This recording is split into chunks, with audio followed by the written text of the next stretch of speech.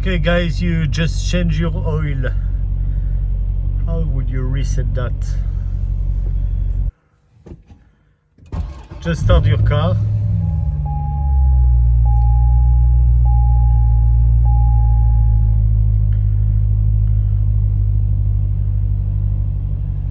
Change engine oil, which is on trip, sorry.